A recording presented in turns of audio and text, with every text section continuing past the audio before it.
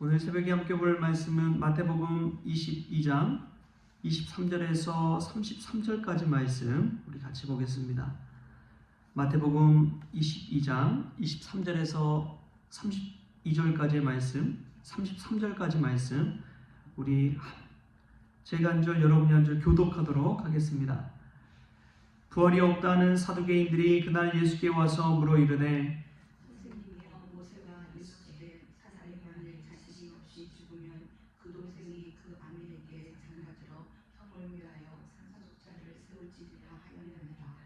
우리 중에 친형제가 있었는데 마지가 장가들었다가 죽어 상속자가 없으므로 그 아내를 그 동생에게 물려주고 최후에 그 여자도 죽었나이다.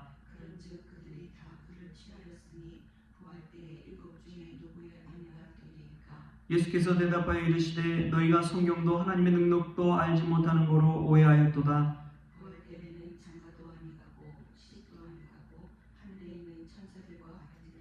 죽은 자의 부활을 논할진대 하나님이 너에게 말씀하신 바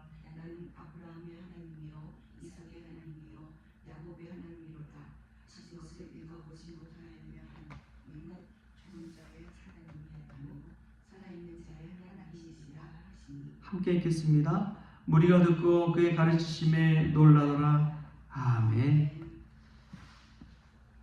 할렐루야. 말씀 가운데 귀한 은혜가 저와 여러분에게 있기를 소망합니다. 세상을 살아가다 보면 또 마치 바다처럼 늘 파도가 몰려오잖아요. 그런 것처럼 인생 살아가면서 늘 문제는 한없이 몰려오는 것 같습니다. 파도처럼 끊임없이 이렇게 부딪혀 오는 것과 같습니다. 일이 끝나면 끝나겠지 했지만 또 다른 문제가 터져 나오고 또 다른 걱정, 근심, 염려가 몰려올 때가 있습니다. 그럴 때 여러분 한번 등대를 한번 생각해 보십시오. 하나님의 진리 등대를 생각해 보십시오. 캄캄한 어두운 바닷가, 끊임없이 파도가 밀려오는 그 바닷가에서 밝은 빛을 비추며 우리를 인도해주고 우리를 안내해주는 그 진리 등대. 그 진리 등대는 늘 거의 그 자리에 있어서 수많은 배들이 안전한 항구로 들어올 수 있도록 우리를 인도해 줍니다. 오늘 말씀 속에서도 우리를 진리의 길로 구원의 길로 인도해 주시는 예수님의 은혜를 체험하는 복된 시간 될 수 있기를 소망합니다. 오늘 말씀 가운데서는 이제 예수님에게 두 번째로 또 찾아와서 곤란에 빠뜨리고자 해서 질문을 던지는 이들이 있습니다. 그들이 누구냐? 부활이 없다는 사두개인들입니다. 이제 무리마다 각자 자기 자신들이 나서서 예수님을 곤란에 빠뜨려 보겠다. 예수님을 올무에 걸리게 하겠다. 그래서 난처한 질문들을 준비해서 온 것이죠. 두 번째로 이 온 사두개인들은 자신들이 확신을 가지고 있는 문제를 가지고 예수님 앞에 나옵니다. 부활이 없다 하는 문제예요. 지금 이 살아가면서 유대교에 있는 이 전통 속에서 이 상속자를 얻기 위해서 많은 형제들이, 여러 형제들이 한 여자를 통해서 결혼을 하고 하는 그런 모든 과정 속에서 나중에 부활하게 된다면 그 여인은 누구의 아내가 되겠느냐? 세상적인 눈을 가지고 그런 질문을 한 것이죠. 너무나 난처한 질문입니다. 어떻게 사람이 그런 일을 알 수 있겠어요? 죽음 이후에 부활의 모든 일들을 어떻게 알 수 있겠습니까? 그러나 우리 주님은 부활의 주님이신 줄 믿습니다. 주님은 전혀 생각지도 못한 답변을 내놓습니다. 그게 무엇이냐면 그들의 경험과 그들의 생각과 그들이 알고 있는 모든 것들이 하나님을 몰랐기 때문이라고 이야기합니다. 우리 식대로, 우리의 경험대로, 우리의 논리대로, 우리의 생각대로 하나님을 이해하는 것이죠. 여러분 그렇지 않습니까? 어린아이가 세상을 보는 그 눈과 어른이 돼서 세상을 보는 눈은 너무나 다릅니다. 명절에 고향 시골 학교를 갔습니다. 어렸을 적에 시골 학교를 보면 여러분 얼마나 커 보였어요. 얼마나 높아 보였어요. 그 담과 학교 건물이 어렸을 때 봤을 때는 너무나 커 보였는데 어른이 돼서 가서 보니까 생각보다 작구나 라는 것을 깨닫게 됩니다. 그것은 시선의 차이인 것이지요. 내 경험과 내 생각이 작을수록 작아 보이는 것이고, 그러나 그렇다고 해서 우리의 생각이 작다고 해서 하나님이 작으신 분은 아닙니다.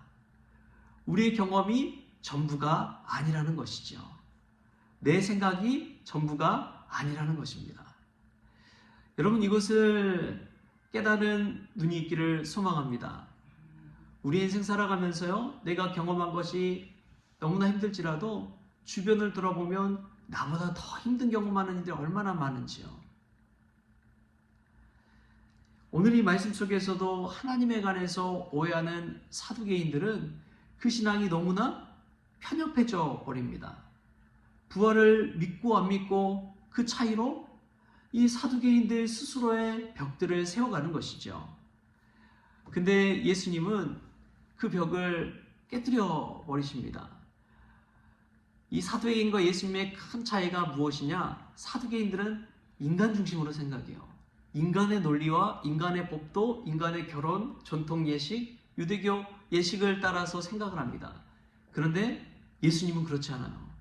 인간의 법도보다도 누구를 중심으로 하느냐? 하나님을 중심으로 이야기하십니다. 한번 가만히 보세요. 이전에 우리가 읽었던 이 한 데나리온에 나온 가이사와 하나님의 것 생각해 보십시오. 예수님은 하나님의 것을 가지고 이야기하고, 그 바리새인들은, 헤롯 당원들은 가이사의 것을 들고 와서 이야기합니다. 인간 중심적인 것과 하나님 중심의 차이가 있는 거예요. 우리의 모든 문제 앞에서 여러분, 예수님의 눈으로 세상을 바라볼 수 있게 바랍니다. 나 중심의 인간적인 중심으로 바라보는 것이 아니라 하나님 중심으로 이 세상을 바라볼 때 문제도 달라 보일 줄 믿습니다. 인간이 볼 때 커 보이는 문제라도 하나님이 볼 때 아무것도 아닌 것이 될 수가 있는 것이지요. 오늘 부활의 문제도 마찬가지입니다. 인간의 법도대로 부활을 해석할 때 어떻게 부활이 가능하겠나 하지만 하나님의 눈으로 이 부활의 시선을 바라볼 때 전혀 다른 이야기를 답을 내놓을 수가 있는 것이죠. 오늘 예수님을 보십시오. 사두개인들은 부활이 없다고 그렇게 이야기하지만 예수님은 부활 이전에 하나님이 어떤 분인지를 깨닫게 하십니다. 여호와를 아는 지식이 가장 고상한 줄 믿습니다. 하나님을 아는 지식이 중요합니다. 내가 하나님을 어떻게 알고 믿느냐에 따라서 나의 신앙생활도 달라지는 거예요. 내가 마치 하나님을 바라볼 때 도깨비 방망이처럼 알라딘의 램프처럼 내 소원만을 들어주기를 원하는 그 하나님을 바란다면 하나님은 그 수준에 머물 수가 밖에 없는 것이지요. 그러나 내가 믿는 하나님이 이 천지를 창조하시고 전능하시고 부활하신 우리 예수님을 이 땅 가운데 보내셔서 우리를 그처럼 사랑하시는 하나님이라는 것을 깨달을 때 모든 어려움 속에서 나를 사랑해 주시는 그 하나님 바라보면서 이겨낼 수가 있는 것이죠. 사랑하는 성도 여러분, 우리는 하나님을 어떻게 알고 믿습니까? 하나님이 어떤 분이라고 생각하면서 믿음 생활하나요? 요즘은 이재철 목사님이 예전에 주님의 교회를 담임하면서 쓰셨던 이 회복의 목회라는 책을 보면서 참 은혜를 받고 있습니다. 그분이 주님의 교회 하면서 많은 그 당시에는 생각도 못한 일들을 행하셨거든요. 교회 건물을 갖지 않고 또 헌금할 때 주보에도 이름도 올리지 않고 무명으로 했어요. 왜 무명으로 헌금했느냐?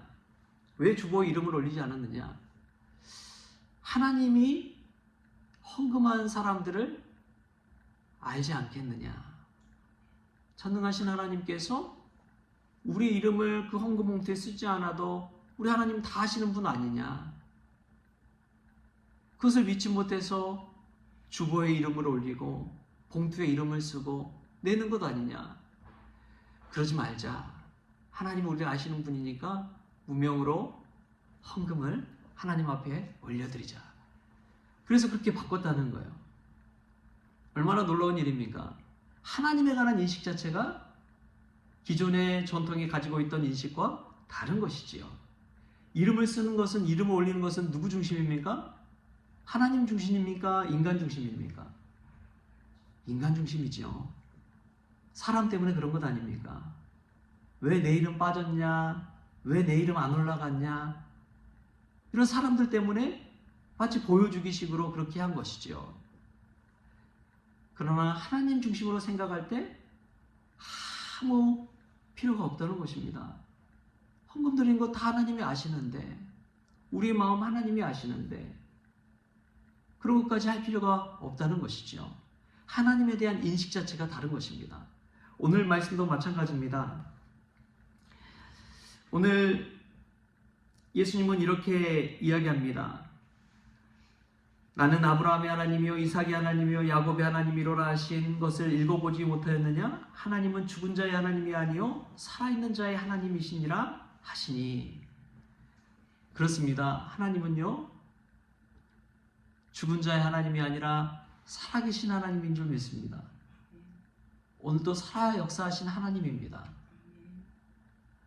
우리가 아브라함의 하나님, 이삭의 하나님, 야곱의 하나님 고백하지만 나의 하나님이 되어야 되는 거예요.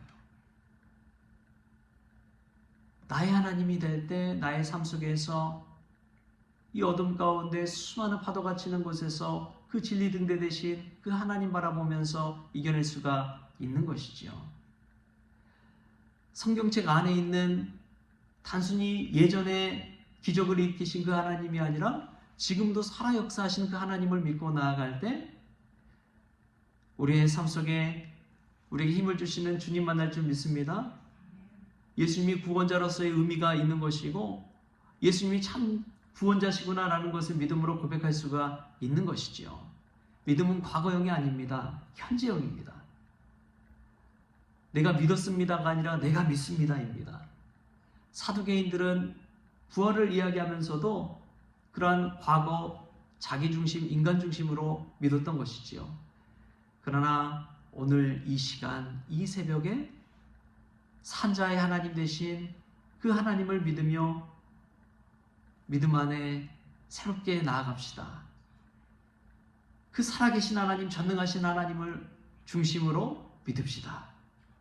나의 얄팍한 경험과 지식으로 믿는 것이 아니라 하나님을 바라보며 나아갈 때 그 앞에서 나는 아무것도 아니라는 것을 깨닫기 때문이지요. 오늘도 십자가 앞에서 나는 죽고 예수님으로 살아나서 하나님 중심으로 하루하루를 열어가는 저와 여러분 될 수 있길 바랍니다. 그때 살아계신 하나님께서 우리의 삶 가운데 개입하셔서 우리의 눈을 열어주시고 아이로서의 눈으로만 바라보는 것이 아니라 장성한 믿음의 분량에 이른 성도로서 이 세상을 바라보고 내 곁에 계신 하나님을 바라보게 하실 줄 믿습니다. 그러한 은혜가 이 새벽에 있기를 주신 예수님의 이름으로 축원합니다. 기도하겠습니다. 주신 하나님 감사합니다. 우리의 눈을 열어주셔서 오늘도 우리 곁에서 임마누엘로 동행하시고 살아 역사하시는 전능하신 하나님을 배우게 하여 주옵소서. 산자의 하나님으로 오신 그 주님을 또 바라보게 하여 주시고 무엇보다도 인간 중심이 아니라 하나님 중심으로 신앙생활에 나갈 수 있도록 주님 도와 주옵소서. 이기적이고 옹졸한 마음들 꺾어주시고 우리의 눈이 열려 광활하시고 전능하시고 우리를 인도해 주시는 주님 배울 수 있도록 주님 주장하여 주옵소서. 그리하여 캄캄한 바다에 찬란히 떠있는 하나님의 진리 등대의 불빛을 보며 오늘도 한 걸음 한 걸음 나아가게 하여 주옵소서. 감사하며 예수님의 이름으로 기도하옵나이다. 아멘. 우리 주님이 가르치신 기도로 오늘 새벽 기도를 마치겠습니다. 하늘에 계신 우리 아버지여, 이름이 거룩히 여김을 받으시오며 나라가 임하시오며 뜻이 하늘에서 이루어진 것 같이 땅에서도 이루어지이다. 오늘 우리에게 일용할 양식을 주시옵고 우리가 우리에게 죄진 자를 사하여 준 것 같이 우리 죄를 사하여 주시옵고 우리를 시험에 들게 하지 마시옵고 다만 악에서 구하시옵소서. 나라와 권세와 영광이 아버지께 영원히 있사옵나이다. 아멘.